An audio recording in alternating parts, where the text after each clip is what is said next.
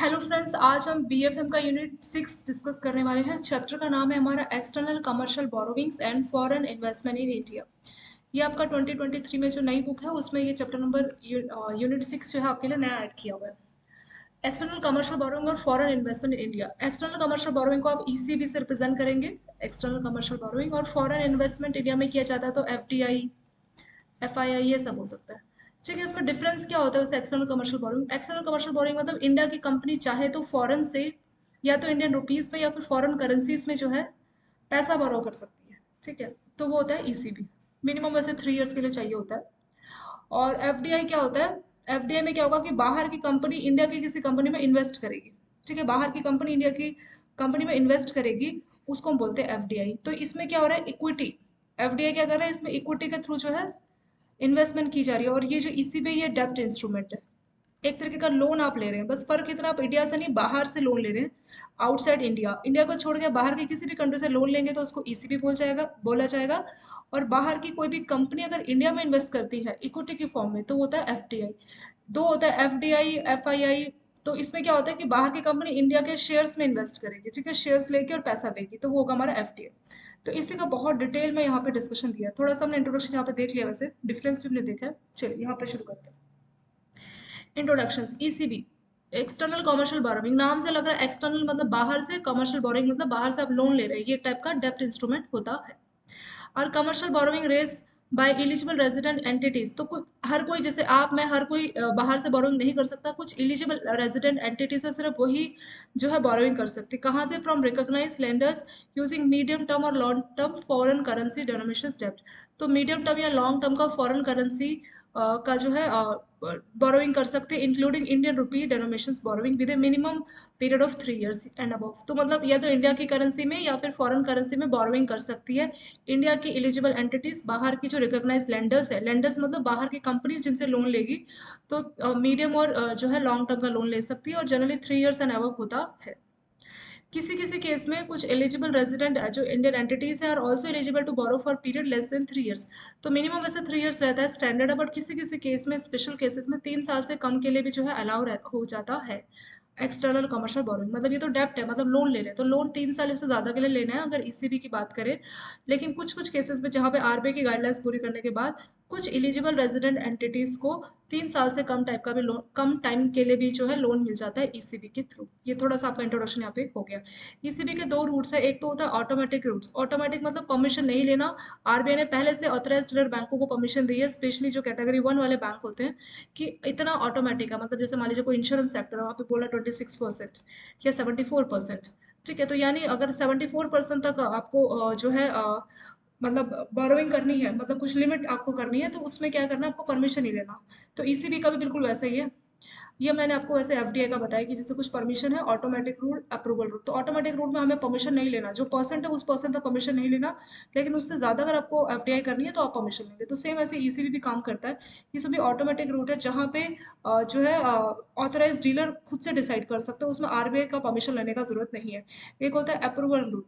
Approval root में क्या होगा कि पहले प्रोस्पेक्टिव बोरोवर्स, प्रोस्पेक्टिव मतलब जो बोरोवर हो सकते हैं, तो उनको पहले आरबीआई का अप्रूवल लेना पड़ेगा, उनको अपनी रिक्वेस्ट जो है बैंकों को देनी पड़ेगी, और बैंक फिर आरबीआई को रिक्वेस्ट देंगे एग्जामिनेशन। ठीक है, तो दो रूट से आप ईसीबी कर सकते हैं, ऑटोमेटिक और दूसरा है हमारा अप्रूवल रूट। नेक्स्ट आता है फॉरेन करेंसी डेनोमिनेशन ईसीबी, और दूसरा आईएनआर डेनोमिनेशन। तो जैसे हमने ऊपर देखा था कि ईसीबी दोनों में हो सकता है, इंडियन करेंसी में भी और फॉरेन करेंसी में भी हो सकता है। तो फॉरेन करेंसी कौन सा होगा? तो any freely convertible foreign currency, तो कोई भी फॉरेन करेंसी जो कि फ्रीली कन्वर्टेबल है, तो उसमें ये हो सकता है। और इसमें बॉन्ड, डिबेंचर्स, आपका फिक्स रेट नोट्स, या जो है लोन, फ्लोटिंग या फिक्स रेट नोट्स, ये सारा इसमें हो जाएगा। Foreign currency convertible bond, foreign currency exchangeable bond, या फाइनेंशियल लीज, तो ये सारी चीज़ें आपके फॉरेन करेंसी में आती है। ऐसे इसमें एक टर्म होता है फॉरेन करेंसी कन्वर्टेबल बॉन्ड, जिसको आप चाहे तो इक्विटी शेयर्स में भी कन्वर्ट कर सकते हैं। एक्सचेंजेबल बॉन्ड, एक्सचेंजेबल बॉन्ड मतलब क्या होगा कि, तो फॉरेन करेंसी कन्वर्टेबल बॉन्ड में क्या होगा, इसमें भी आपके बॉन्ड को जो है इक्विटी शेयर्स में कन्वर्ट किया जाएगा। ठीक है, बॉन्ड है ये, उनको शेयर्स में कन्वर्ट किया जाएगा, बट वो उसी कंपनी के बॉन्ड होगा। मान लीजिए एबीसी कंपनी ने बॉन्ड इशू किया, तो वो उसी अपनी कंपनी के शेयर्स देंगी उसको कन्वर्ट करके, तो होता है फॉरेन करेंसी कन्वर्टेबल। अगर हम बात करें फॉरेन करेंसी एक्सचेंजेबल बॉन्ड, तो ये भी ऐसे ही होता है कि बॉन्ड को जो है इक्विटी शेयर्स में कन्वर्ट किया जाएगा, बट जरूरी नहीं है कि वो अपनी कंपनी के बॉन्ड देगी, दूसरी कंपनी का भी जो है दे सकती है। तो ये इसमें डिफरेंस होता है। ऐसे एक होती है आपकी फाइनेंशियल लीज। तो इन सभी पर्पस के लिए आपका फॉरेन करेंसी की जो है ईसीबी आप ले सकते हैं। और दूसरा आता है आईएनआर डेनोमिनेटेड, मतलब इंडियन करेंसी में जो आप ईसीबी ले रहे हैं तो उसमें क्या हो जाएगा, बैंक लोन ले सकते हैं, फिक्स फ्लोटिंग वही बॉन्ड, डिबेंचर्स, और ट्रेड क्रेडिट्स बियॉन्ड 3 ईयर्स, 3 साल से ज़्यादा का जो आप ट्रेड क्रेडिट लेते हैं, ठीक है। और फॉरेन करेंसी कन्वर्टेबल बॉन्ड, फिर से वही आ गया इसमें, फॉरेन करेंसी एक्सचेंजेबल बॉन्ड, मतलब ये दोनों में ही अवेलेबल है। जितनी भी बातें यहाँ पे बोली, जैसे बैंक लोन, फिक्स फॉरेन जो है नोट्स, बॉन्ड, डिबेंचर, ये मतलब अगर आप चाहे तो उसको फॉरेन करेंसी में भी ले सकते हैं, फिक्स में भी, मतलब इंडियन रुपीज़ में भी ले सकते हैं, फॉरेन करेंसी में भी जो है ले सकते हैं। एक्सटर्नल कमर्शियल बोरोइंग, इसका कंसेप्ट किस तरह से काम करता है, तो पहले आता है इसका एलिजिबल बोरोवर्स, मतलब कौन कौन एलिजिबल है। क्या जैसे मेरे को ईसीबी चाहिए तो क्या मैं ले सकती हूँ या आप ले सकते हैं, मतलब कौन कौन बोरोवर जो इस चीज़ के लिए एलिजिबल रहेगा। All entities eligible to receive FDI, तो जो जो एंटिटी जिसके जो कि एफडीआई किया जा सकता है, मान लीजिए इंडिया में एक कंपनी एबीसी, उसको परमिशन है कि वो एफडीआई ले सकती है, तो एफडीआई के लिए एलिजिबल है, तो ये एबीसी क्या कर सकती है, एफडीआई मतलब बाहर के लोग आकर इसके शेयर्स में इन्वेस्ट कर रहे हैं, ठीक है, वो होगी इसकी एफडीआई। तो जो कंपनीज एफडीआई के लिए एलिजिबल है वही एबीसी कंपनी बाहर से ईसीबी के थ्रू, डेप्ट के थ्रू जो है बोरोइंग कर सकती है। तो पहला वही हो गया, जो जो एंटिटीज एफडीआई रिसीव करने के लिए एलिजिबल है वो इसके लिए भी एलिजिबल है कि बाहर से वो कॉमर्शियल बोरोइंग ईसीबी की फॉर्म में ले सकती है। एंटिटीज रिकॉग्नाइज एज स्टार्टअप, तो सेंट्रल गवर्नमेंट क्या करती है कि जिस डेट उनको ईसीबी लेना है तो उस डेट एटलीस्ट उनका स्टार्टअप का जो है स्टेटस होना चाहिए। भी स्टार्टअप क्या होता है इसके बारे में एक नीचे टॉपिक है, उसका डिटेल में डिस्कशन दिया हुआ है कि किस किस एंटिटीज को जो है स्टार्टअप बोला जाएगा। ऐसी पोर्ट ट्रस्ट और जो स्पेशल इकोनॉमिक जोन्स में जो यूनिट्स हैं, SIDBI small industrial development bank of India, Exim export import bank of India, ये जनरली एक्सपोर्ट इंपोर्ट के फाइनेंस को बढ़ाने में सपोर्ट करती है। और सिडबी स्मॉल इंडस्ट्रीज, तो जो मीडियम और जो स्मॉल इंडस्ट्रीज है उनको बैंक लोन देता है, सिडबी उनको रिफाइनेंस करती है बैंकों को, ठीक है। तो ये स्पेशल इकोनॉमिक जोन्स है जिसमें कुछ कंपनीज होती है और उनको कई सारी फैसिलिटीज दी जाती है कंपेरेटिवली, ठीक है, ये इसमें आ जाएगा। और इसके अलावा registered entities engage in micro finance activity, तो जो माइक्रो फाइनेंस एक्टिविटीज में जो कंपनीज रजिस्टर्ड है, registered not for sale, not for profit companies, कुछ ऐसी प्रॉफिट कंपनीज हैं जो सॉरी कुछ ऐसी कंपनीज हैं जो कि नॉट फॉर प्रॉफिट पर्पज से काम करती है, societies, trust, non government organisation जो है वो भी जो है इंडियन रुपीस वाली जो है वो ईसीबी रेस कर सकती है, ठीक है। तो ये आपका एलिजिबल बोरोवर का लिस्ट आ गया। एंड यूज नेगेटिव लिस्ट, तो ईसीबी के लिए कुछ नेगेटिव लिस्ट है, मतलब जो ECB proceeds can not be utilise would include the following, मतलब जो ईसीबी से पैसा मिला आपने तो कहाँ कहाँ पे आप उसको नहीं इन्वेस्ट कर सकते, तो नेगेटिव लिस्ट में वो आ जाएगा। एक रियल स्टेट एक्टिविटी, ईसीबी से पैसा आपने लिया बाहर से और उसको आप रियल स्टेट में नहीं लगा सकते, ठीक है, पहला ये हो गया। दूसरा, investment in capital market, share market, capital market आप जानते हैं ना, ठीक है, जो कि सेबी रेगुलेट करता है। तो कैपिटल मार्केट जनरली जैसे एक होता है मनी मार्केट जो कि विद इन 1 ईयर तक की मार्केट है, capital market more than 1 year की मार्केट, यहाँ पे शेयर्स, बॉन्ड, डिबेंचर्स वो आप खरीद सकते हो। तो अगर आप उस पैसे को कैपिटल मार्केट में इन्वेस्ट कर रहे हैं तो वो भी अलाउ नहीं है। इक्विटी इन्वेस्टमेंट, किसी का जो है इक्विटी में मतलब शेयर्स में इन्वेस्ट कर रहे हैं उस पैसे को, वो भी अलाउ नहीं है। Working capital purpose except from foreign entity holder, working capital purpose के लिए आप इसको इस्तेमाल कर रहे हैं, या जनरल कॉर्पोरेट पर्पस के लिए, या repayment of rupee loan. Repayment of rupee loan means आपने रुपीज़ में लोन लिया, उसको आप रीपे करना चाह रहे हो तो आपने ईसीबी लिया है। लेकिन इसमें कुछ एक्सेप्शंस भी है। एक्सेप्शन मतलब इनके लिए छूट है कि इनके लिए ऐसा कर सकते हैं। Except from foreign equity holder, तो कोई फॉरेन इक्विटी होल्डर होगा कोई पर्सन तो उसके लिए अलाउ है। और ऐसे ही ये तीनों ही केसेस है, मतलब जनरल कॉर्पोरेट पर्पस के लिए आप इस पैसे को नहीं लगा सकते, लेकिन जो है फॉरेन इक्विटी होल्डर के केस में ये अलाउ है, ठीक है। और ऐसे रिपेमेंट ऑफ रुपी लोन के लिए आप नहीं इस्तेमाल कर सकते, but except from foreign equity holder, तो यानी जो फॉरेन इक्विटी होल्डर आपको पैसा दे रहा है तो उस केस में आप वर्किंग कैपिटल पर्पस या जो है कॉर्पोरेट पर्पस या रिपेमेंट ऑफ लोन सब पर्पस के लिए इस्तेमाल कर सकते हैं। पर कब, पैसा देने वाला कौन होना चाहिए, फॉरेन इक्विटी होल्डर। तो फॉरेन इक्विटी होल्डर कौन सा होगा, ये फॉरेन कंपनी का इंडिविजुअल या कोई कंपनी होगी, और जो है वो आपको उसने आपकी कंपनी में या तो ऑटोमेटिक रूट से या अप्रूवल रूट से जो है इन्वेस्ट किया होगा, ठीक है। आपकी ऑलरेडी इक्विटी आपकी कंपनी की उस जो है फॉरेन इक्विटी होल्डर के पास होगी, तो उस केस में आप बाकी पर्पस के लिए जो बैन लिस्ट है उनके लिए भी जो है उस पैसे को आप इस्तेमाल कर सकते हैं। नेक्स्ट आता है ईसीबी रिकॉग्नाइज लेंडर्स, मतलब कौन, जैसे यहाँ पे हमने बोरोवर्स की लिस्ट देखी थी कि कौन बोरोवर के लिए एलिजिबल है, एलिजिबल बोरोवर। अब हम देख रहे हैं कि कौन लेंडर्स, मतलब कौन लोन देने के लिए एलिजिबल है, कौन कौन रिकॉग्नाइज्ड है, मतलब कौन कौन एलिजिबल है। Lender should be resident of FATF, ये है इसका फुल फॉर्म है फाइनेंशियल एक्शन टास्क फोर्स। तो ये एक तरीके का वॉच डॉग आप बोल सकते हैं, मतलब ये फॉरेन जो जो भी कंट्रीज हैं ये मतलब इस पे कंट्रोल करती है कि जो टेररिज्म है, कोई कंट्री टेररिज्म को या फिर मनी लॉन्ड्रिंग को फाइनेंस ना करे, तो ये कंट्रोल करने का काम करती है, ठीक है। तो ये कुछ स्टैंडर्ड बनाती है और जो जो कंट्रीज एफएटीएफ का पार्ट होती है तो वो एफएटीएफ के स्टैंडर्ड को फॉलो करती है। जैसे आप किसी मान लीजिए किसी कमेटी के अगर आप पार्ट है तो आपको क्या करना पड़ता है, कमेटी के रूल्स रेगुलेशन माननी पड़ती है। तो सेम ऐसे एफएटीएफ भी उन कंट्रीज का मतलब ग्रुप है जिन्होंने इसको ज्वाइन किया हुआ है, और एफएटीएफ स्टैंडर्ड बनाती है किस इसके स्टैंडर्ड, कि मनी लॉन्ड्रिंग को रोका जा सके, टेररिज्म को फाइनेंस ना हो सके, तो उसको स्टैंडर्ड बनाती है। तो जनरली जो कंट्रीज एफएटीएफ के स्टैंडर्ड को फॉलो करती है, जो इसका मेंबरशिप है, इंडिया भी 2010 से इसकी मेंबर है। तो जो जो कंट्रीज एफएटीएफ को मेंबर है, इसका मतलब है कि वो कंट्री टेररिज्म को फाइनेंस को कंट्रोल करना चाहती है और मनी लॉन्ड्रिंग को रोकना चाहती है, तो इसीलिए उसकी मेंबर है। तो पहली चीज जो लेंडर्स है, मतलब जो जहां से इंडिया का कस्टमर, इंडिया का जो एलिजिबल बोरोवर है वो ईसीबी लेना चाहता है, तो उसको देखना पड़ेगा कि जो लेंडर्स है, मतलब जो जहां से वो डेप्ट ले रहा है, ये एक तरीके का लोन ही तो है ईसीबी, जहां से वो डेप्ट ले रहा है, लोन ले रहा है, वो कंट्री जो है एफएटीएफ जो है उसकी रेजिडेंट होनी चाहिए, मतलब वो एफएटीएफ की मेंबर होनी चाहिए। या आईओएस, ये वो भी इसी टाइप की ऑर्गेनाइजेशन है, international organisation of securities commission compliant country, वो इसका या इसका, इसमें से किसी कंट्री का मेंबर होना चाहिए। दूसरा आता है multilateral and regional financial institutions where India is a member country will also भी। तो कुछ मल्टीलेटरल और रीजनल फाइनेंशियल इंस्टीट्यूशंस होते हैं जिसकी इंडिया भी मेंबर है, तो उस केस में वो भी एलिजिबल लेंडर्स माने जाएंगे। Individual as lender can only be permitted if they are foreign equity holder और for subscription to debentures bond listed abroad. तो इंडिविजुअल्स एज लेंडर्स, तो मतलब इंडिविजुअल्स को लेंडर कब माना जाएगा, इंडिविजुअल भी जो है ईसीबी के तहत लोन दे सकते हैं, वो लेंडर्स बन सकते हैं कब, if they are foreign equity holder. Foreign equity holder देखा था ना, कि जो है ऑटोमेटिक या फिर जो है आपका अप्रूवल रूट के थ्रू कंपनी में जो है जिन्होंने ऑलरेडी इन्वेस्ट किया होता है, तो उनके थ्रू ही जो है अगर ऑलरेडी फॉरेन इक्विटी होल्डर है तभी वो इंडिविजुअल लेंडर बन सकते हैं। और क्या क्या है, फॉरेन ब्रांचेस या सब्सिडीज ऑफ इंडियन बैंक, मान लीजिए इंडिया का कोई बैंक है एसबीआई और उसकी यूएसए में कोई ब्रांच है, ठीक है, तो वो उसकी सब्सिडी है या उसकी कोई ब्रांच है, तो they are permitted to recognise as lenders only for foreign currency ECB. तो इंडिया की एसबीआई ब्रांच अगर यूएसए में उसने अपनी ब्रांच खोली है, एसबीआई की कोई सब्सिडी है, तो वो भी एफसीवाई फॉरेन करेंसी में जो है ईसीबी दे सकती है, बट क्योंकि वो ब्रांच फॉरेन में है तो वो सिर्फ उन्हीं की करेंसी में ईसीबी जो है लोन दे सकती है, वही की जो फॉरेन करेंसी उसमें दे सकती है, रुपीज में नहीं दे सकती। नेक्स्ट आ रहा है foreign branches subsidies of Indian bank, India का बैंक मान लीजिए एसबीआई है, उसकी कोई फॉरेन में बैंक ब्रांच है या सब्सिडीज है, subject to applicable prudential norms can participate as arranger. तो इंडिया की जो एसबीआई की ब्रांच है फॉरेन में, तो वो अंडर राइटर का काम कर सकते हैं। अंडर राइटर क्या होता है, ये फी आपसे चार्ज करेगा, ठीक है, तो अंडर राइटर का काम होगा, ये आपसे फी चार्ज करेगा बदले में।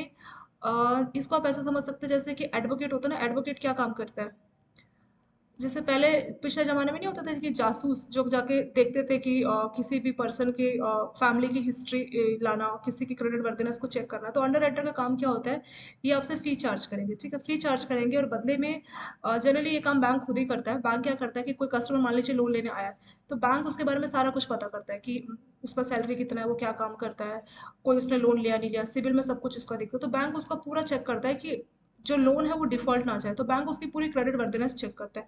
ऐसे कोई पर्सन मान लीजिए इंश्योरेंस लेने आया, तो इंश्योरेंस कंपनी उसके लिए अंडर राइटिंग करती है, यानी वो इंश्योरेंस कंपनी उस पर्सन का पूरा डिटेल देती है कि इसको कौन सा इंश्योरेंस पॉलिसी ठीक रहेगा, कितना इसका रिस्क है, इसमें कितना रिस्क है, तो उस हिसाब से जो है रिस्क प्रीमियम जोड़ के उसको कितना प्रीमियम पे करना पड़ेगा, तो ये सारा काम इंश्योरेंस कंपनी करती है। तो उसी को अंडर राइटर बोलते हैं। अंडर राइटर मतलब ये आपसे फी चार्ज करेगा और फी लेके ये आपको पूरा जो है हिस्ट्री बताएगा कि यहाँ पे आपको इन्वेस्ट करना चाहिए नहीं करना चाहिए, ये इसको लोन देना चाहिए नहीं देना चाहिए, तो वो होता है अंडर राइटर, ठीक है। तो इंडिया की बैंक जिसकी फॉरेन में ब्रांच है या सब्सिडी है, तो वो भी जो है under writers, market makers, arrangers या traders for rupee denomination bond, जो कि ओवरसीज आप इशू कर रहे हैं रुपी में जो बॉन्ड है, तो उनके लिए अंडर राइटर इस सब का जो है काम कर सकती है। तो ये सारे जो है मेन मेन आपके रिकॉग्नाइज लेंडर्स इसमें हो गए। नेक्स्ट हेडिंग है मिनिमम एवरेज मैच्योरिटी, तो मतलब कितने टाइम के लिए आप ईसीबी जो है ईसीबी के थ्रू बोरोविंग कर सकते हैं। तो मिनिमम एवरेज मैच्योरिटी की बात करें तो वो आपका है 3 साल, including borrowing by startup. Startup को मिला के, मतलब स्टार्टअप कंपनीज को मिला के, तो सबके लिए टाइमिंग 3 साल है। लेकिन जो मैन्युफैक्चर सेक्टर है तो वो ईसीबी ले सकती है 1 साल के लिए। तो जो मैन्युफैक्चर सेक्टर है, जैसे कुछ मैन्युफैक्चर कर रही है, प्रोडक्ट बना रही है, तो उनके लिए ईसीबी 1 साल के लिए भी अलाउ है, और उसका लिमिट कितना है, 50 मिलियन, और इट्स इक्वलेंट मतलब $50 मिलियन, और उसके उसी के इक्वलेंट कोई और करेंसी आएगा तो 50 मिलियन यूएसडी वो हो गया। ऐसे if EST is raised from foreign equity holder, foreign equity holder देखा था ना जिसने कंपनी में ऑटोमेटिक या डायरेक्ट रूट के थ्रू जो है इन्वेस्ट किया होगा, तो अगर अब आप ईसीबी किसी फॉरेन इक्विटी होल्डर से ले रहे हैं, तो आप क्या करेंगे, और उस पैसे को आप अपना वर्किंग कैपिटल पर्पस के लिए इस्तेमाल कर रहे हैं या जनरल कॉर्पोरेट पर्पस के लिए इस्तेमाल कर सकते हैं। हाँ, हमने देखा था ना एक बैन लिस्ट थी, नेगेटिव लिस्ट था, यहाँ देखिए ये, यहाँ पे मैंने बोला था वर्किंग कैपिटल, जनरल कॉर्पोरेट या रिपेमेंट ऑफ रूपी लोन के लिए हम इस पैसे को नहीं इस्तेमाल करेंगे, क्योंकि ये किस में था, नेगेटिव लिस्ट में था, मतलब नहीं आप इस पैसे को इस चीज़ के लिए कैन नॉट यूटिलाइज। बट उसमें एक्सेप्शन क्या था, एक्सेप्शन वही था कि अगर आप फॉरेन इक्विटी होल्डर से पैसा ले रहे हैं, एक्सेप्ट मतलब इस केस में अगर आपने फॉरेन इक्विटी होल्डर से पैसा लिया तो आप इस पैसे इस पर्पज के लिए भी जो इस्तेमाल कर सकते हैं। तो यही वाला पॉइंट यहाँ पे फिर से लिखा हुआ है कि अगर पैसा आपने ईसीबी के थ्रू आपने रेजिंग किया पैसा, किससे आप पैसा ले रहे हैं, ईसीबी का सिंगल इंडिविजुअल्स भी अलाउ है, वो हमने देखा था ना, ये देखिए जो हमने लेंडर्स की लिस्ट देखी थी वहां पर भी ये था कि जो इंडिविजुअल्स हैं वो भी लेंडर्स बन सकते हैं ईसीबी के थ्रू, लेकिन वो क्या होना चाहिए, फॉरेन इक्विटी होल्डर होना चाहिए, if they are foreign equity holder. ठीक है, तो ये यहाँ भी हमने देखा था। तो अगर आपने ईसीबी रेजिंग की है उस इंडिविजुअल से जो कि हमारा फॉरेन इक्विटी होल्डर है, तो उस पैसे को आप अपना वर्किंग कैपिटल, जनरल कॉर्पोरेट या रीपेमेंट ऑफ रुपी लोन इस पर्पज के लिए आप इस्तेमाल कर सकते हैं। और for purpose other than CAPES, ये क्या होता है, ये होता है कैपिटल एक्सपेंडिचर। ठीक है, purpose other than capital expenditure. Capital expenditure क्या होता है, कैपिटल एक्सपेंडिचर का मतलब होगा कि जैसे कोई आप एक होता है कैपिटल एक्सपेंडिचर और एक है नॉन कैपिटल एक्सपेंडिचर। इसमें डिफरेंस क्या देखते हैं।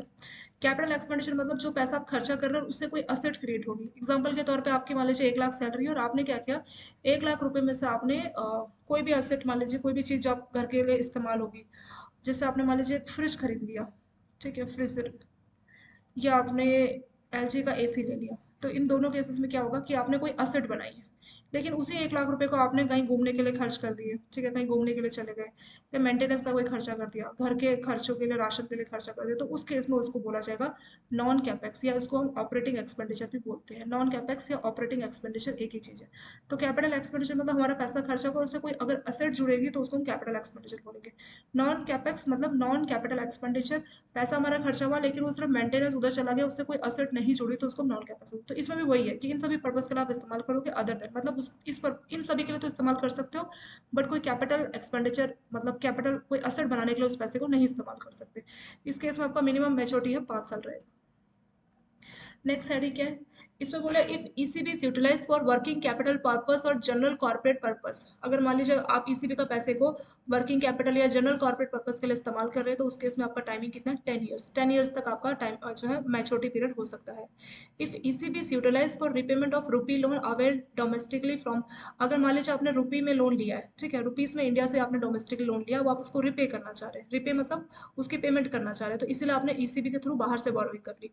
बट ऐसा हमने किया कि जनरली कई बार ऐसा होता है कि ईसीबी में हमें इंटरेस्ट रेट सस्ता पड़ता है, ठीक है, ईसीबी मान लीजिए आपको 5% इंटरेस्ट रेट लिया और बैंक से आपने बोरोइंग की और उसमें आपको 8% दे रहा है, तो हम क्या करते हैं, ईसीबी से लोन लेके ये वाला लोन रिपे कर देते हैं। सभी नहीं, कुछ एक्सेप्शनल केसेस में ये अलाउ है। जैसे हमने बोला अगर आप लोन जो है सिंगल लेंडर से ले रहे हैं, जिसको हमने जो है नाम दिया था क्या, ये equity holder, foreign equity holder, तो उस केस में ये अलाउ है। ठीक है, तो अगर आपने ईसीबी से जो है ईसीबी का पैसे का इस्तेमाल आप अपने इंडिया में जो आपने रुपी में लोन लिया उसका रिपेमेंट करने के लिए आप कर रहे हैं, तो आप ऐसा कर सकते हैं। लेकिन जो है ये रहा पॉइंट, हाँ, लेकिन आपने जो रुपये में लोन लिया होगा वो किस पर्पस के लिए होना चाहिए, दोनों ही पर्पस के लिए हो सकता है। कैपेक्स मतलब या तो कैपिटल एक्सपेंडिचर पर्पस के लिए कि कुछ असेट आपने खरीद लिया, नॉन कैपेक्स जैसे पर्सनल लोन लेता आपने, उससे कुछ भी खर्चे किए पर उससे कोई असेट नहीं बनी। इस केस में आपका मैच्योरिटी टाइम मिनिमम कितना रहेगा, 7 साल और 10 ईयर्स। तो अगर आपने कैपिटल एक्सपेंडिचर बनाया है तो उस केस में 7 साल तक का मिनिमम मैच्योरिटी, और अगर आपने उस पैसे को नॉन कैपेक्स मतलब नॉन कैपिटल एक्सपेंडिचर या आप बोल लीजिए ऑपरेटिंग एक्सपेंडिचर के लिए खर्चा किया, तो 10 साल का इसमें मिनिमम मैच्योरिटी रहेगा। स्टार्टअप जो कंपनीज है, नई नई कंपनीज जो कि स्टार्टअप है, उसमें मिनिमम मैच्योरिटी टाइम कितना है, 3 साल का है। तो ये सारा आपको टाइमिंग दे रहेगा, ये टाइमिंग आप याद रख सकते हैं, ये थोड़ा सा इंपॉर्टेंट है। और इसमें आप याद रख सकते हैं कि कौन कौन है, ये वाला जो पॉइंट है ना कि मिनिमम मैच्योरिटी कितना हो सकता है, इसमें से एक क्वेश्चन आपका पूछ सकते हैं, तो ये वाला जो पैराग्राफ था ये आपका इंपॉर्टेंट है।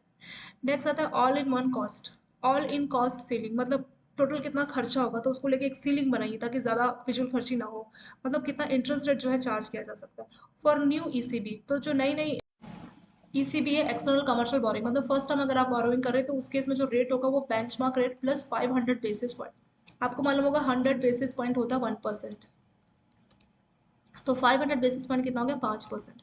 तो उस केस में जो भी बेंचमार्क रेट रहेगा डिपेंड करता है आप कौन सा बेंचमार्क यूज़ कर रहे हैं। लिबोर एक बेंचमार्क होता है, फिर ऐसे अल्टरनेट रेफरेंस रेट भी आया। अभी वैसे क्या हुआ कि जो लिबोर है और लंदन इंटरबैंक ऑफर ट्रेड इसका फुल फॉर्म है, तो बहुत जगह पे बोला गया कि ये थोड़ा बायस्ड करता है, मतलब ये जो रेट बताता है क्योंकि इसी को बेंचमार्क कर रहे हैं। इसको आप ऐसे मान लीजिए आपकी क्लास में कोई मॉनिटर है, उसको देख के टीचर कंपैरिजन करता है कि इसके नंबर देखो कितने अच्छे हैं। फिर बाद में पता लगा कि वो जो मॉनिटर है वो उसको टीचर थोड़ा बायस करता है, यानी वो जो मॉनिटर है उसको टीचर, उसके नंबर 10 में से आने होते हैं 8 और टीचर उसको जबरदस्त 2 नंबर एक्स्ट्रा देके उसको टीचर ने मॉनिटर बना रखा है। इसका मतलब क्या हुआ? बेंचमार्क, यानी आपका जो मॉनिटर है उसका क्वालिफिकेशन उतना नहीं है जिस हिसाब से उसको दिखाया हुआ है। तो सेम वही कंसेप्ट आपका लिबोर के साथ है। मतलब इसको थोड़ा सा जो है बायस्ड माना गया, तो इसीलिए जो लिबोर पे ज़्यादा भरोसा, मतलब ये लिबोर में क्या है कि वहीं की जो कंपनीज है उनको थोड़ा सा ये मतलब रेट उस तरह से डिसाइड करता है जहाँ से उनकी कंपनीज को कुछ थोड़ा फायदा है। इस तरीके का कोई कंसेप्ट आया था लिबोर को लेके, तो इसीलिए इस पर थोड़ा भरोसा कम हो गया है। तो बहुत सारी जगह पे जो है इसके बेंचमार्क को चेंज करने की बात की। इंडिया ने भी कई ज़्यादा जो है लोन लिया हुआ है जो कि लिबोर से जुड़ा हुआ है, तो उसको फिर अल्टरनेट रेफरेंस रेट पे लाने की बात की गई। तो धीरे धीरे वो हो जाएगा, चेंज करेगा, थोड़ा टाइम लगेगा। बट जो है बेंचमार्क का काम करते थे जनरली लिबोर, पर उसको थोड़ा बायस्ड माना गया। मतलब ये जो लिबोर का बेंचमार्क है ये उतनी अच्छी तरह से नहीं है कि इस पर पूरी तरह से बिलीव कर सके। तो इसीलिए अल्टरनेट रेफरेंस रेट, ARR, इसको जो है लाने की बात की है। ठीक है, चलो ये एक हो गया। तो मान लीजिए आपका अल्टरनेट रेफरेंस रेट वाला ही बेंचमार्क हमने नया नया इस्तेमाल किया, तो उसका ARR रेट मान लीजिए 5% है। तो 5 + 5 10%, इस केस में आपका मैक्सिमम जो सीलिंग है वो 10% तक जा सकता है। ठीक है, तो ये नई ECB की जो फर्स्ट टाइम ले रही है, जो एग्जिस्टिंग ECB पहली वाली, तो linked to LIBOR whose benchmark are change to ARR। जैसे मैंने बताया था ना कि लिबोर थोड़ा बायस्ड है, इसीलिए उसको चेंज करने की बात की जा रही है। तो ऑलरेडी ECB आपने ले रखा है और आपका जो इंटरेस्ट रेट है वो लिबोर से जुड़ा था, तो आपको बेंचमार्क चेंज करना है ARR पे। ठीक है, तो उस केस में कितना हो सकता है? जो भी ARR का बेंचमार्क रेट होगा प्लस 550 बेसिस पॉइंट, वही समझिए 100 बेसिस पॉइंट 1%, तो 550 बेसिस पॉइंट कितना हो गया? 5.5%। तो वो आपका रेट हो जाएगा। नेक्स्ट आता है फॉर इंडियन रुपीज डेनोमिनेटेड। तो कुछ ऐसे भी ECB जो कि इंडियन रुपीज में आपको जो है पेमेंट मिलती है, मतलब आप बाहर से बोरोइंग कर रहे हो और पेमेंट आपको रुपीज में मिलेगा। तो उस केस में बेंचमार्क रेट क्या हो सकता है? तो उसमें आपका जो मैक्सिमम सीलिंग क्या हो सकता है? Benchmark rate plus 450 basis point, मतलब 450 कितना हो गया? 4.5%। तो जो भी आपका बेंचमार्क रेट होगा, एग्जाम्पल अगर ये 5 होगा तो 5 + 4 9.5%, ये हो गया। ठीक है, ये आपका मेन हो गया।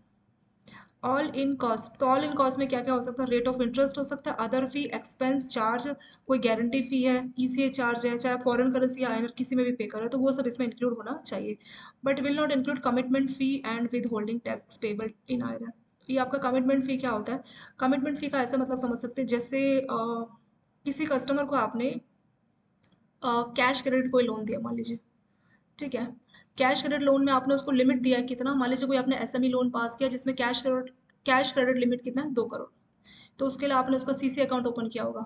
ठीक है, तो 2 करोड़ का लिमिट है। तो लिमिट कैसे होता है कि कस्टमर कभी भी चाहे इस लिमिट को विड्रॉ कर सकता है, और जितना पैसा विड्रॉ करेगा वही पैसे पे उसको इंटरेस्ट लगेगा। मान लीजिए 2 करोड़ का आपको कैश क्रेडिट लिमिट दिया है SME कस्टमर को, तो उसको मान लीजिए आज एक थोड़े पैसे की जरूरत है 10 लाख की, तो 10 लाख विड्रॉ करेगा, तो कितना बैलेंस शो करेगा? 1 करोड़ 90 लाख, यानी 1 करोड़ 90 लाख उसने इस्तेमाल नहीं किया, उसने सिर्फ 10 लाख इस्तेमाल किए। तो इसमें जो इंटरेस्ट लगता है वो 10 लाख पे लगता है। ठीक है, अभी उसने पहले महीना जब इसको लोन सैंक्शन हो, पहले महीने 10 लाख विड्रॉ कर लिया, अब उसका बिजनेस बहुत अच्छे चल रहा है, अब उसको पैसे की जरूरत ही नहीं है। तो क्या कर रहा है? 1.9 की तो बैंक ने उसको लिमिट दी हुई है। ठीक है, बट वो उसको यूटिलाइज ही नहीं कर रहा।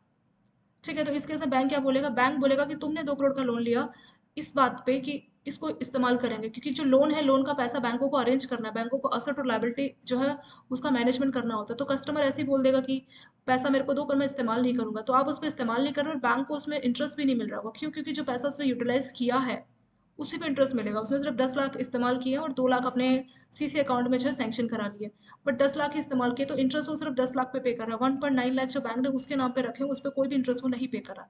तो इसीलिए बैंक उससे कमिटमेंट फी चार्ज करता है। तो कमिटमेंट फी मतलब तुमने कमिटमेंट किया था कि मुझे 2 करोड़ का लोन दीजिए, बट तुमने सिर्फ 10 लाख इस्तेमाल किए, तो इसलिए जो है बैंक कमिटमेंट फी चार्ज करता है। जनरली 2% ऐसा लगता है। ठीक है, वही होता है कमिटमेंट फी। तो कमिटमेंट फी इसमें इंक्लूड नहीं होगा। या with holding tax, with holding tax का मतलब क्या होता है कि जो कंपनी है या कोई भी पेमेंट, एक तरीके का आप मान सकते हैं कि TDS होता है। तो TDS में क्या होता है कि पेमेंट करने से पहले जो अमाउंट है वो काट के कंपनी किसको? गवर्नमेंट को पे कर देती है, सेंट्रल गवर्नमेंट को। वही हमारा विद होल्डिंग टैक्स। ठीक है, इसमें हमारा टैक्स होता है और ऑटोमेटिक, मतलब जैसे हमारी सैलरी से पैसा कट गया या आप कोई पेमेंट कर रहे हैं तो उसको पहले से आपका पैसा काट के जो है गवर्नमेंट को दे दिया है। ठीक है, आपका टैक्स काट के गवर्नमेंट को दे दिया, तो वही होता है विद होल्डिंग टैक्स। तो ये उसमें इंक्लूड नहीं होना चाहिए। जो टोटल कॉस्ट है उसमें इंटरेस्ट, अदर फी, एक्सपेंस, चार्ज, गारंटी फी, वो सब होना चाहिए।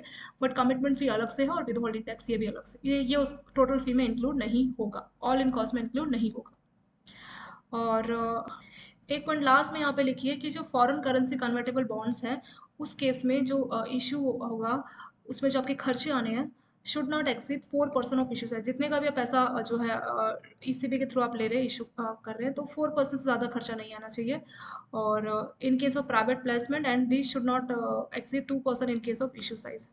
तो प्राइवेट प्लेसमेंट में 4% ज़्यादा नहीं आना चाहिए, और ये जो एक्सपेंस है 2% ऑफ इशू साइज उससे ज़्यादा नहीं बढ़ने चाहिए। ठीक है, तो ये 3-4 पॉइंट्स यहाँ पे आपको ऑल इन वन कॉस्ट को लेके बताया हुआ है। नेक्स्ट हेडिंग आता है आपका ईसीबी अदर ऑपरेशनल कंसेप्ट। तो और क्या क्या कंसेप्ट है ऑपरेशनल ईसीबी को लेके, तो इसमें क्या क्या चीज़ें बोली हुई है। Change of currency of ECB from one freely convertible to another free convertible currencies as well added. तो अगर आप करेंसीज चेंज करना चाह रहे हैं ईसीबी की, किसी भी आप इंडियन करेंसी से फॉरेन करेंसी, या फॉरेन में भी कई सारी कन्वर्टेबल करेंसी है, उसमें आप आसानी से इसको कन्वर्ट कर सकते हो, वो अलाउ है। और ईसीबी जो बोरोवर होगा उसको will be required to cover principal as well as coupon through financial hedge. Hedge कौन होते हैं, जो आपको रिस्क से बचाते हैं। तो जो भी पैसा आप ईसीबी के थ्रू लोगे तो उसके लिए आपको हेजिंग करनी पड़ेगी। और financial hedge for all exposure on account of ECB should start from the time of each such exposure. मतलब जिस डे आपने ईसीबी के थ्रू पैसा लिया है, तो उस डे से आपको उसका फाइनेंशियल हेज, मतलब उसको जो है रिस्क से प्रोटेक्शन वाला जो है अरेंजमेंट करना होगा। एलिजिबल जो बोरोवर है वो ईसीबी रेज कर सकते हैं अप टू 750 मिलियन और इट्स इक्विवेलेंट पर ईयर। तो जो लिमिट है वो है 750 मिलियन और इट्स इक्विवेलेंट पर ईयर। और ये है ऑटोमेटिक रूट। ऑटोमेटिक रूट के थ्रू आपका लिमिट कितना है, 750 मिलियन। और कुछ जो स्टार्टअप होती है जिसको सेंट्रल गवर्नमेंट ने स्टार्टअप रिकॉग्नाइज किया है, तो वो 3 मिलियन यूएसडी तक का जो है मैक्सिमम बोरोविंग कर सकती है। और अगर फॉरेन करेंसी में जो आपके ईसीबी आप रेजिंग कर रहे हैं, तो उस केस में आपका ईसीबी का जो लाइबिलिटी और इक्विटी रेशो वो 7:1 से ज़्यादा नहीं होना चाहिए। ऑटोमेटिक रूट की बात की जा रही है, तो 7:1 लाइबिलिटी बाय इक्विटी। मान लीजिए आपके पास खुद के पास आपके शेयर है, इक्विटी शेयर, और उसकी वैल्यू ₹1, तो उस केस में आप जो लाइबिलिटी ईसीबी के थ्रू जो लोन ले रहे हैं, ईसीबी में जो लोन ले रहे हैं एक टाइप का बोरोइंग है, या आप इसको डेप्ट समझ सकते हो। तो डेप्ट इसका मैक्सिमम 7 होना चाहिए। तो जो लाइबिलिटी और इक्विटी का रेशो 7:1 से ज़्यादा नहीं होना चाहिए, मैक्सिमम 7। अगर ₹1 की आपकी इक्विटी शेयर्स की वैल्यू है, तो मैक्सिमम ₹7 का आपका जो है बोरोइंग होनी चाहिए, ये इसमें बोला गया। और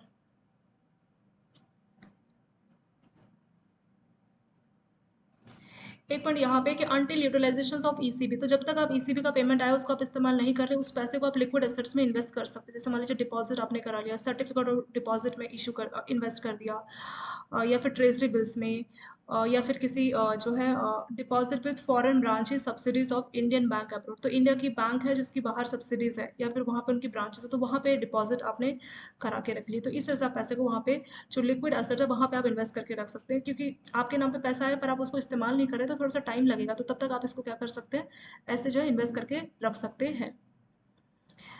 ECB proceeds mean for rupee expenditure should be repatriated immediately for credit. तो मान लीजिए आपने रुपीज़ में लिया है लोन, और आपका जो लेंडर है उसका rupee account already authorise dealer category 1 bank के साथ है, तो वो रिपेट्रेट हो जाना चाहिए, मतलब पेमेंट जो है वापस उसी के अकाउंट में आ जानी चाहिए, अगर आपने रुपी वाला जो है लोन लिया हुआ है तब।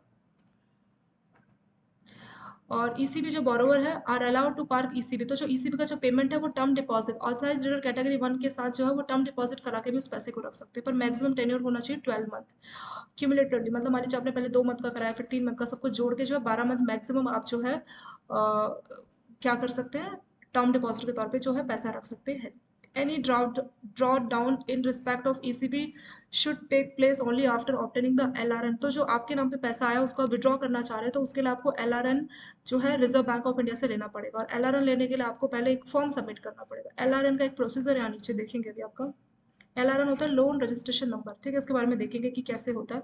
तो जब भी आपको पेमेंट चाहिए, तो अगर आपको ड्रॉ डाउन करना है ईसीबी, तो आपको लोन रजिस्ट्रेशन नंबर आरबीआई से लेना पड़ता है। उसके लिए आपको एक जो है सबमिट करना पड़ता है आरबीआई को फॉर्म, और उसके बाद सॉरी बैंकों को, फिर बैंक आरबीआई को भेजता है, उसके बाद आपको जो है एलआरएन नंबर मिलता है।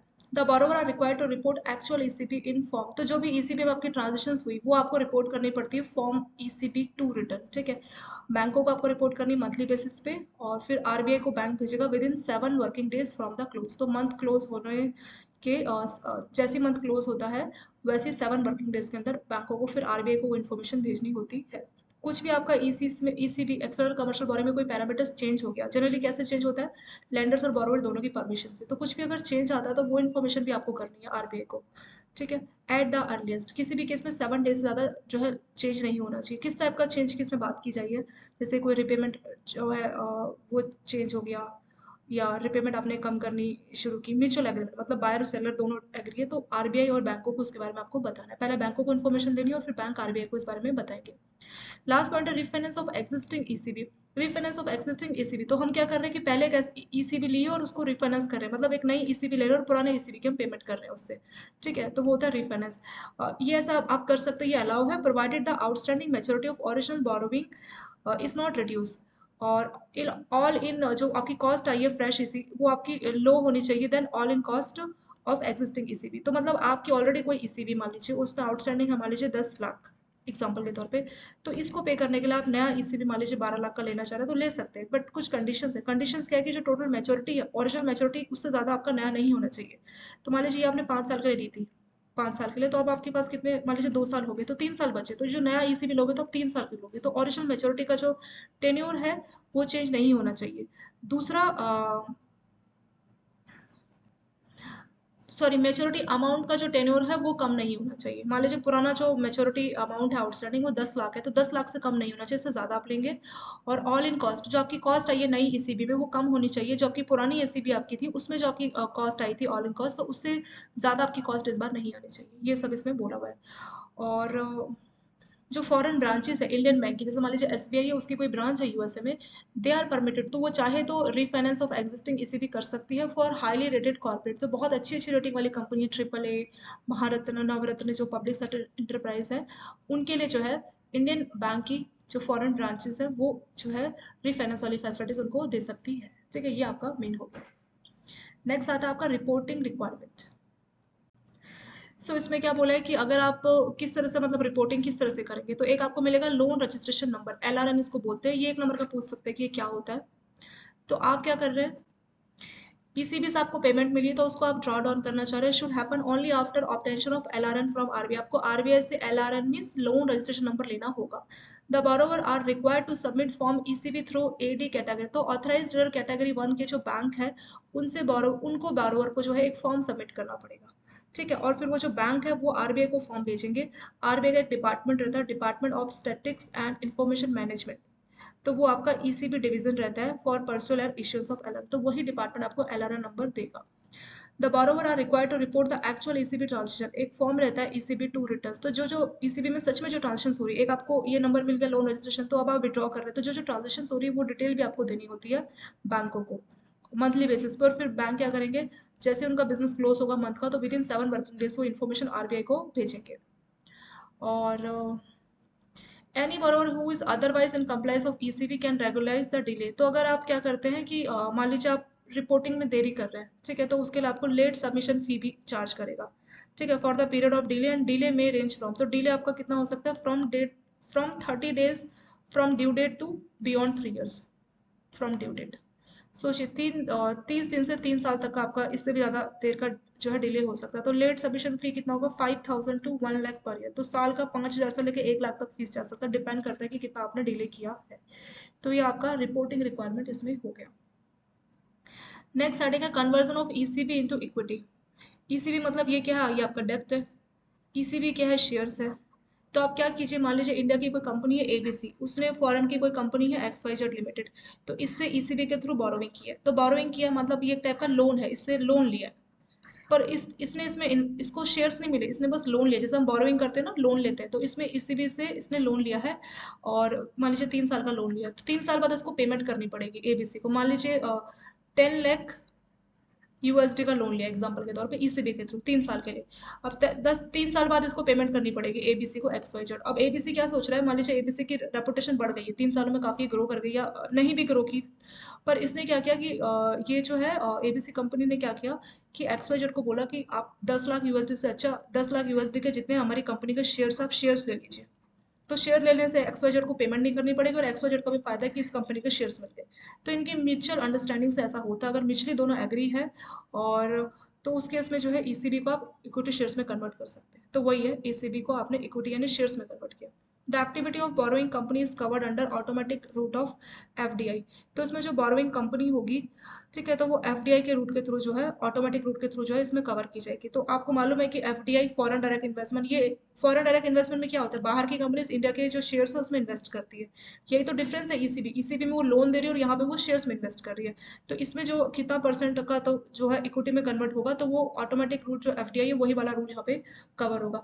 Conversion should be with the lenders consent. तो जो लोन देने वाला एक्स वाई जेड, तो इसी की मर्जी से ही ऐसा होगा, and without any additional cost and editing to sectoral gap. तो जो एफडीआई पॉलिसी के हिसाब से जो सेक्टर्स है, मान लीजिए जिस जिस सेक्टर में जितना जितना पर्सन एफडीआई कर सकते हैं, मतलब इक्विटी करने का मतलब ये एक तरीके का एफडीआई का ही ऑफर हो गया। तो एफडीआई में जो बाहर की कंपनी इंडिया में कितना पर्सन इन्वेस्ट कर सकते हैं जिस सेक्टर में, तो उसी सेक्टर के हिसाब से आपका लिमिट एप्लीकेबल होगा कि कितने अमाउंट को आप कितने परसेंट इक्विटी शेयर में कन्वर्ट कर सकते हैं। और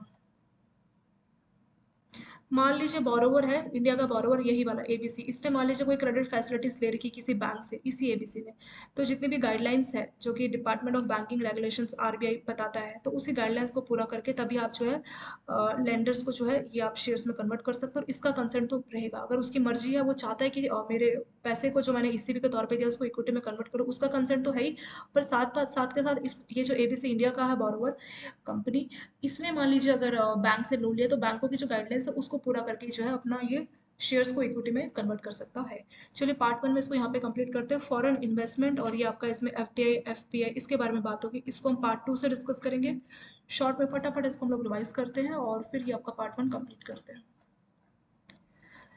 ईसीबी का मतलब क्या है, सिंपल, हम इंडिया की कंपनी बाहर से जो है कमर्शियल बोरोइंग कर सकती है, तो वही आपका ईसीबी हो गया। ये आप इंडियन रुपी में भी वहाँ की करेंसी में भी कर सकते हैं। ये दो तरह से, मतलब ऑटोमेटिक भी है और अप्रूवल भी। तो कुछ लिमिट तक जो है ऑलरेडी आरबीआई ने ऑथराइज्ड और कैटेगरी वन बैंकों को परमिशन दी कि इतने अमाउंट तक का या इस लिमिट तक का अगर आप ईसीबी चाहते हैं तो आप खुद से कीजिए, आरबीआई से परमिशन मत लीजिए। पर अप्रूवल रूट में क्या है, अगर एक लिमिट है उससे ज़्यादा अगर आपको ईसीबी करनी है तो आपको अप्रूवल लेना पड़ेगा। ऐसे ही जो ईसीबी आप दोनों इंडियन रुपीस में और फॉरेन करेंसी किसी में भी जो है आप ईसीबी के थ्रू पैसा ले सकते हैं।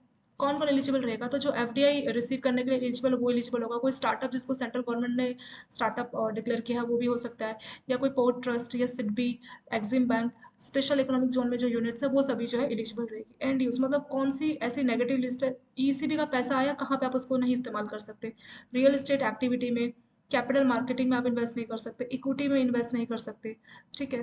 वर्किंग कैपिटल, जनरल कॉर्पोरेट और किसी लोन का रिपेमेंट के लिए इस्तेमाल नहीं कर सकते। एक्सेप्शनल केस क्या है कि अगर आपने जो है ईसीबी फॉरेन इक्विटी होल्डर से लिए, फॉरेन इक्विटी होल्डर कौन होगा, जो कि ऑलरेडी आपकी कंपनी में ऑटोमेटिक या डायरेक्ट रूट के थ्रू जो है पेमेंट किया होगा, ठीक है, और ये फॉरेन का ही है।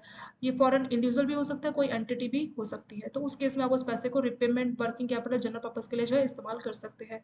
ईसीबी में रिकॉग्नाइज लेंडर्स कौन होगा, रिकॉग्नाइज लेंडर्स मतलब कौन लोन देने के लिए एलिजिबल है, तो वो कंट्रीज जो कि उस कंट्री का रेजिडेंस जो कि एफएटीएफ कंप्लाइंट कंट्री है, और IOSU means international organisation of securities commission वाली कंट्री है, तो उसका वो वाली कंट्री के लेंडर्स रेजिडेंट जो है एलिजिबल हैं आपको लोन देने के लिए। ऐसी मल्टीलेटरल या जो रीजनल फाइनेंशियल इंस्टीट्यूशंस होते हैं जहां इंडिया मेंबर है, तो वो भी एलिजिबल है। तीसरा आ जाएगा कि इंडिविजुअल एज ए लेंडर, उनको परमिशन अगर वो जो है फॉरेन इक्विटी होल्डर्स है। नेक्स्ट, फॉरेन ब्रांचेस और इंडियन की जो सब्सिडी, जैसे इंडिया का बैंक एसबीआई, उसकी फॉरेन में कोई ब्रांच है या सब्सिडी है, तो वो भी रिकॉग्नाइज लेंडर्स बन सकती है, लेकिन वो फॉरेन करेंसी में ही जो है आपको ईसीबी दे सकती है। और जो है जो इंडिया की जो बैंक जो कि फॉरेन में ब्रांच है, जैसे एसबीआई की फॉरेन में ब्रांच है, सब्सिडी आप बोल सकते हैं, ब्रांच है सब्सिडी, तो वो जो है अंडर राइटिंग वाली सुविधा जो है ईसीबी के तहत दे सकती है। नेक्स्ट आता है मिनिमम एवरेज मैच्योरिटी कितना है, तो जनरली 3 इयर्स का होता है, किसी किसी केस में ये डिफरेंट भी है, जैसे जो मैन्युफैक्चरिंग कंपनी उनमें 1 साल तक का मिनिमम मैच्योरिटी है, ठीक है। और जैसे कि कोई मान लीजिए इंडिया का पर्सन जिसको working capital loan repayment purpose के लिए उसने क्या किया, फॉरेन इक्विटी होल्डर से लिया हुआ है और उसको अपना रिपेमेंट ऑफ रुपी लोन के लिए करना चाह रहा था, उसके इसमें 5 साल तक जो है अलाउड है। और वर्किंग कैपिटल पर्पज के लिए अगर आप ईसीबी कर रहे हैं या अदर जनरल कॉर्पोरेट पर्पज के लिए, तो उसके इसमें 10 साल तक की। और अगर कैपेक्स पर्पस के लिए, मतलब कैपिटल एक्सपेंडिचर पर्पस के लिए आपने रुपी लोन का रिपेमेंट के लिए ईसीबी लिया है, तो उसके इसमें 7 साल, और अगर नॉन कैपिटल एक्सपेंडिचर के लिए लोन लिया तो 10 साल का जो है लिमिट है। स्टार्टअप के लिए जो लिमिट है वो 3 साल है।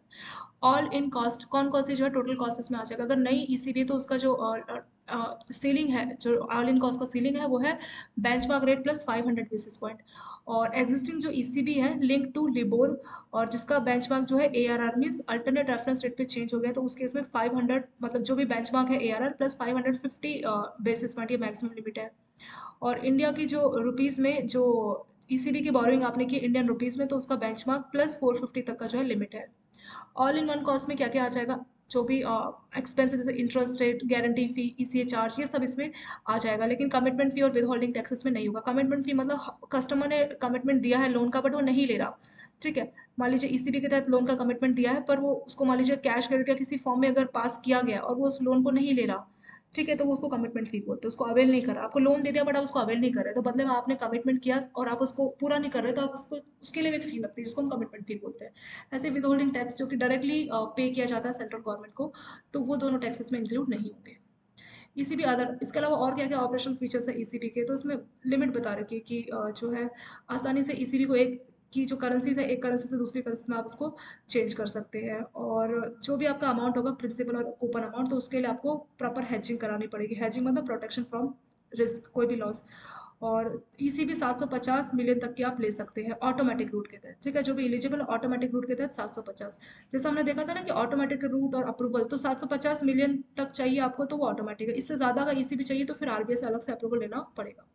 और स्टार्टअप के केस में ये 3 मिलियन है, 3 मिलियन तक जो है वो ले सकते हैं ईसीबी। ईसीबी और आपका इक्विटी का रेशो फिक्स होना चाहिए, मतलब आपका इक्विटी और ईसीबी से जो बोरोइंग कर रहे हैं वो रेशो 7:1 से ज़्यादा नहीं। अगर 1 रुपये आपके पास है तो मैक्सिमम 7 रुपये की ईसीबी बोरोइंग कर सकते हैं।